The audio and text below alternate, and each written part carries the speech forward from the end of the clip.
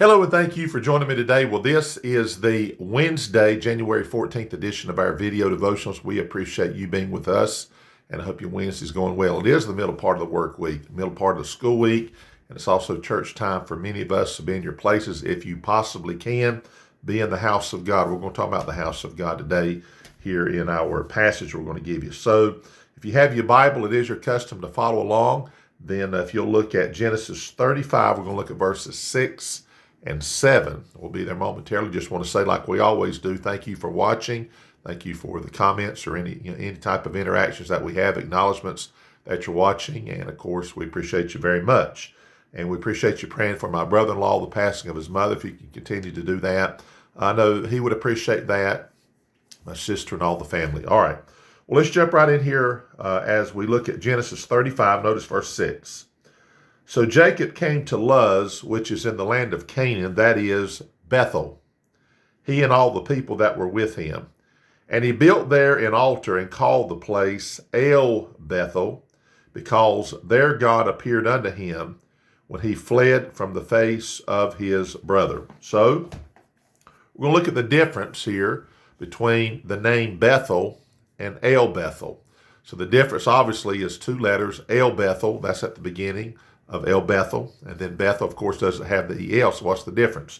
Well, the name Bethel actually means the house of God. So obviously, in the Bible, when there were significant encounters with man and God, Jacob and God, and oftentimes it was very significant.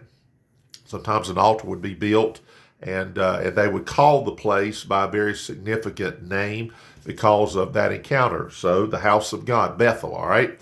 Then we find here that when Jacob builds this altar, he calls it El Bethel. Okay, so what's the difference? Well, we mentioned that Bethel means the house of God, but interestingly enough, El Bethel means the God of the house of God. You say, well, really, what's the difference there? Well, I think in my mind, here's kind of how I look at it. So we call church the house of God, don't we? The house of God. And like many people, including myself, I've been affiliated, connected with. Church has been a part of my life since I was a very young person, okay? So there it is. And there are people that we make great connections at church, just if for no other reason, just the fact that we see each other on a very regular basis, and there's connections, we share experiences. And like any church, there's a fondness for the people. I get that. Of course, there's events that happen at the church, big events. Some people were saved literally inside the church or on the church property. There were people that were baptized if you have a baptistry in your church. That's been done. And there has been marriages and funerals and messages that have been heard and Sunday school lessons that have been taught, all these things. And it becomes a very special place because the people, and certainly it should be because of God. But here's kind of the way I'm looking at this, though. If we're not careful, though, church can become, and in some people's eyes has become, more of the social scene than it is what I would call the spiritual scene.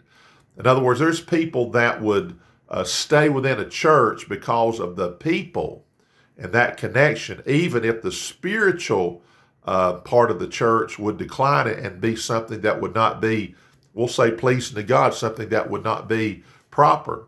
But people have such a connection with the people, and sometimes even the very place.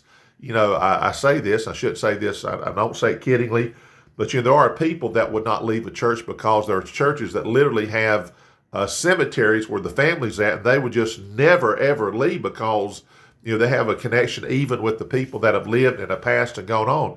So very strong connection, there is no doubt about that. But let me say this. There should be a much greater, stronger connection with the God of the house of God. And that's the most important thing. That means that we should be more concerned about, is God pleased with our church? Is God able to bless and move in our church because we love the God of the house of God rather than having a great love for the house of God. And it could be for those reasons of connections and traditions and all of that. So El Bethel, slight difference, but the God of the house of God. And I hope our God is the one who's in charge of our churches rather than the people, rather than our traditions, rather than, this is our place, this is our church. I guess there's nothing wrong with having a connection saying it's my church, but be careful because indeed it's actually Christ's church, Jesus' church. So the God of the house of God. And I think there's a pretty important principle there. All right, I'm going to stop right there. Have a great day, safe day, healthy day. Lord willing, we'll be back tomorrow. And thank you for watching.